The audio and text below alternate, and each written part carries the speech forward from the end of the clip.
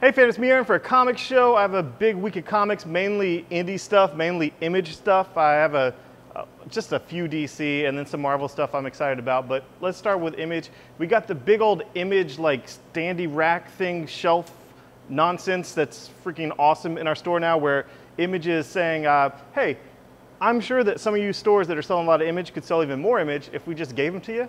And you know, you can pay us later. You know, it's like, you know, I'll pay you for a hamburger Wednesday for a hamburger today or something. I don't know. But we got some. We're supporting Image. Image is supporting us. I'm supporting these creators, and I love this.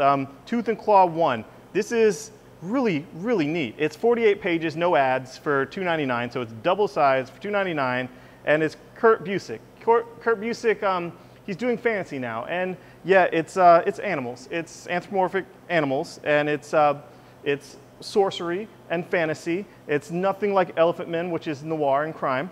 But Kurt Busiek is great at sorcery. He did Aerosmith, which I loved. He did that Morgan Le Fay arc on Avengers back when he was doing Avengers with George Perez.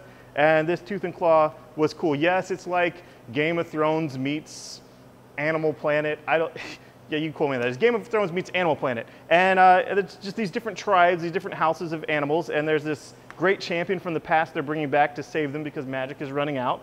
And is that great champion, what animal is he? You know, I have my theory, but I'm not going to say that because I don't want to spoil it. I want you to come up with my theory on your own and enjoy it. Seriously, get that book. It's only $2.99. It's double size. It's awesome. You're supporting Image and great creators and great comics. Do it. The art is beautiful. Moving on to Birthright. We have the second print of Birthright 1. We ordered so many Birthright 1s, but we sold them all. And 2's out, and I am in love with this comic. I've been in love with this comic since San Diego Comic-Con when I had one handed to me by Williamson and Robert Kirkman when they had the breakfast thing for retailers. It was awesome. It's a great book. It's like those fantasy stories from like the 80s, like Neverending Story or any number of stories where the kid goes off and has this adventure in this other Neverland place, and what happens? Of course his parents get divorced. A marriage can't survive that crap, that a kid just disappears, and then when he comes back, everything's just fine and normal, and he's just well-adjusted. No. You know, with this, he comes back, and it's a twist for the first issue. It's already in the second issue, but it's crazy. It's awesome. Great art. Andre Beeson, and just really, really beautiful, really the perfect artist to pick for this. Also a fantasy thing, but set in our time with flashbacks to the fantasy realm, and it's wonderful. Williamson, his Nailbiter Volume 1 is only $9.99. Get it. Great horror. And with the new issue this week, Brian Michael Bendis is in it. Not someone that looks like Brian Michael Bendis. Brian Michael Bendis, from the first page, you know, the dude that writes comics. He's in it talking about how he writes comics. And he's on a ride-along. It's awesome. I really enjoyed it. So moving on, Walking Dead, new volume. The Wake, not an Image comic, but could be. It's Scott Snyder and Sean Murphy, and I love this book, so I'm basically just telling you guys it's out in a hardcover. Get it. I've reviewed it plenty of times, and it definitely had a strong ending, so enjoy that. If you like good comics with great art, get The Wake. Avatar: The Last Airbender. This is the third part of the third act. There's like a trilogy of trilogies, and I imagine it's the final. And I just mention it every time it comes out because it comes out so sporadically and people want to know. Serenity, Leaves on the Wind, it's collected, it's great. It happens after the movie, seriously, after the movie. Not like, well, this is the origin of this, or this happened before, or this happened between the episodes, or this is a lost episode. This actually all happens after the movie, so get it. Moving on to DC, don't have much to talk about. Justice League 3000. Why am I talking about this? You guys know I love Justice League International. Beetle and Booster, Gift of DeMatteis were the iconic team on that book and made those characters awesome. And they're totally in here. Beetle and Booster, cryogenically unfrozen, just like Fry from Futurama. Yeah, so what? You know, it's total pandering. It's total pandering to their fans of Justice League International that love Beetle and Booster, and you know what? I don't care. I don't care at all. It's like the only pre-52 characters that we have in this universe is in the future, and it's Beetle and Booster, my two favorites. So any type of pandering that involves Booster is dead on because he is the most pandering of any superhero ever, like more pandering than Deadpool. So, I mean, he just exists for that. And Beetle is just, it's another fine mess he's gotten into because of Booster, and who doesn't feel that way? I mean, I love those characters, so I'm pimping the book because that's me, and that's what I like. Swamp Thing by Charles Soule, another great issue of this. You see Abby on the cover, and it has some more stuff to do with the metal and the the robots and the metal from the Future's End thing of that different avatar of metal and robots and all that stuff, and who's that going to be? There's a lot to pick from. I'm loving Charles Soule on that. I hope he stays on that book, seriously. I know he's doing everything for Wolverine, but I really hope he stays on that book. And finally, Superman Unchained, number 9 by Snyder and Lee. It's the final issue. It's finally out. It ends, and it has a cool ending, and that's about it. That's all I can say, but I'm glad it's finally done. It suffered a lot of delays, but it's solid.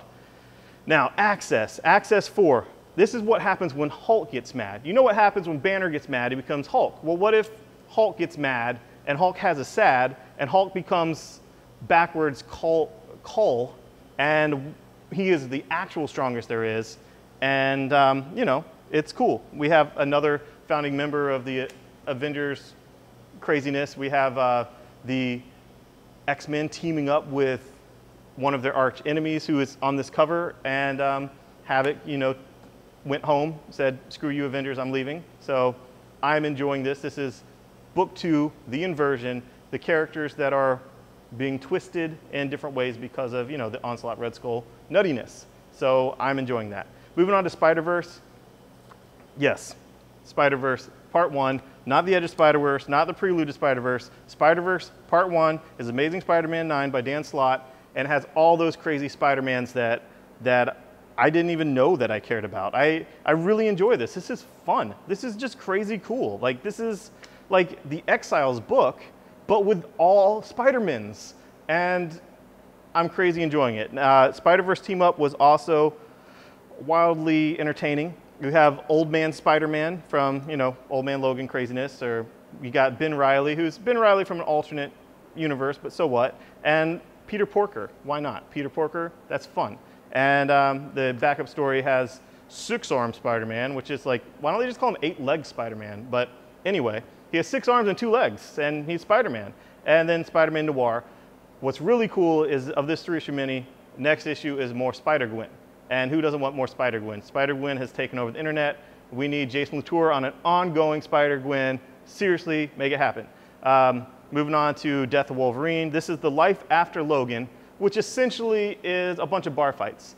They even can have underage kids in bar fights because of, the Danger Room. So there's bar fight after bar fight after bar fight, and everyone cries about Logan, and it was actually kind of enjoyable. I liked it. It was cathartic.